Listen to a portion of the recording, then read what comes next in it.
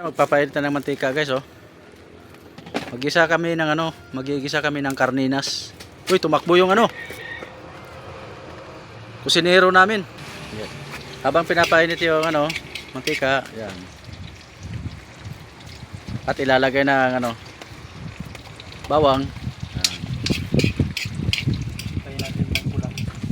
Antayin mo na magpula. At ilalagay na ang singkamas. Yes oh. Yan. Yung mga simpleng luto lang to guys. Kasi nandito kami sa ngayon out of nowhere wala kami sa bahay kaya dito kami pinasyalan namin ulit yung aming lote rito Ayan, sinangkot siya ng sinangkot siya. Ayan. Napakaputi ng kawali namin guys oh. Alam mo kung ilang taon na yung edad nitong to. Mas matanda pa yata to sa may-ari Yung kawali na ito Ang susunod na ilagay ay ang karninas. Ayan na guys, binuhos na. Ayan.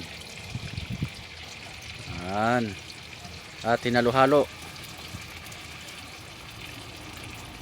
Ayan guys. Relate lang to sa kumakain ng sardinas guys Pero yung mga hindi kumakain dito baka tingin nila parang nandidiri sila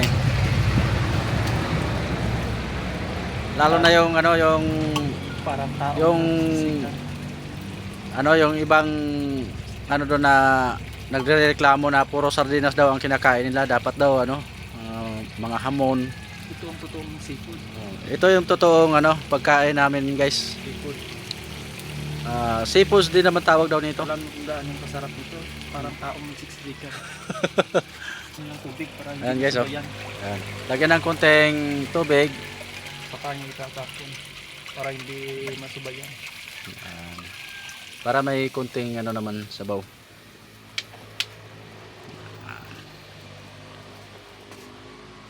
Yan yung namin dito guys. Luluto namin pagka nandito kami sa Uma. Tinatawag namin Uma. So inantay muna namin yan guys. Tapos titimplahan. Tapos konting pakulo. Hanggang sa madurog. Asin at saka bitsin. Hahangoy na pagkatapos lalamo na. Asin at saka bitsin.